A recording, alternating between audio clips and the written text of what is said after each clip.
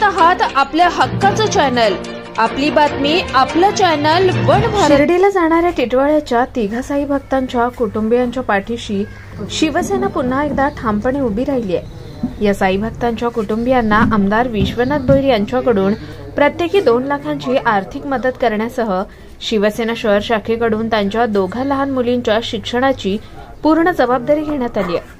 टिटवाळ्यामधील या कुटुंबियांना आमदार विश्वनाथ भोईर यांच्यासह शिवसेना पदाधिकाऱ्यांच्या उपस्थितीत ही आर्थिक मदत देण्यात आली आहे। शिर्डीला जाणाऱ्या साई पालखीमधील तिघा साई भक्तांचा अपघाती मृत्यू झाल्याची घटना काही दिवसांपूर्वी घडली होती। टिटवाळ्यातील भावेश पाटील, रवींद्र उर्फ सुरेश पाटील आणि साईराज भोईर या तिघा साई भक्तांचा भरधाव गाडीची धडक बसल्यानं मृत्यू झाला। त्यानंतर गेल्याच आठवड्यात शिवसेनेचे आमदार विश्वनाथ भोईर आणि कल्याण शहर प्रमुख रवी पाटील यांनी या कुटुंबियांची भेट घेत आम्ही या कुटुंबियांच्या पाठीशी ठामपणे उभे असल्याचा शब्द दिला होता।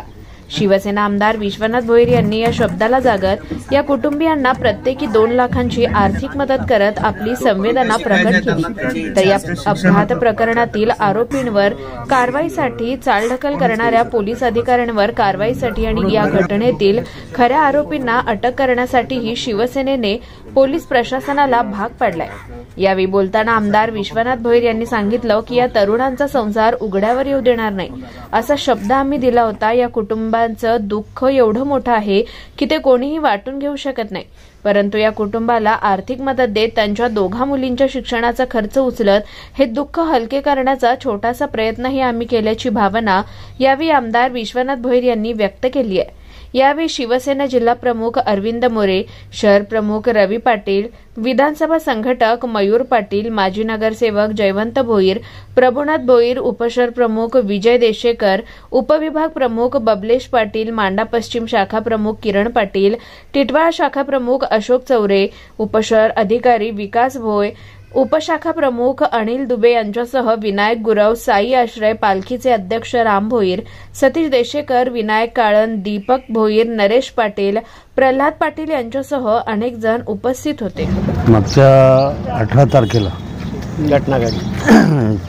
ही मांड्यावरनं साई पालखी निघते। त्या पालखीला घोटीजवळ मला वाटतं अपघात होऊन 3 तरुण येथील मांड्यामधील यांना उडवलं आणि ते ऑन दी स्पॉट, म्हणजे 2 ऑन दी स्पॉट ठार झाले आणि 1 हॉस्पिटलमध्ये उपचार घेताना त्याचा मृत्यू झाला।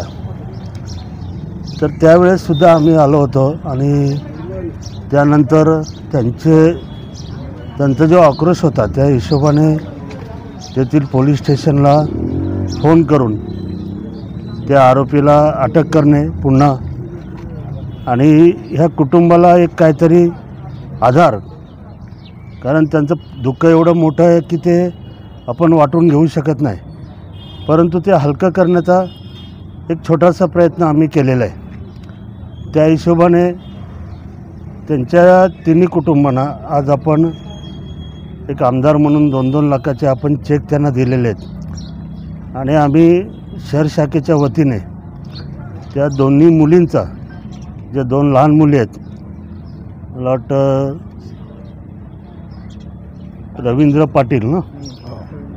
पाटील ह्या युवकाच्या 2 मुली आहेत लहान, त्यांच्या शिक्षणाची पूर्ण जबाबदारी आम्ही शहर शाखेकडनं घेतलेली आहे। एक माणुसकी म्हणून आणि आपल्या मतदारसंघात ती लोक राहतात, आपण काहीतरी त्यांचं देणं लागतं, या हिशोबाने त्या भावनेने ही मदत आम्ही केलेली आहे।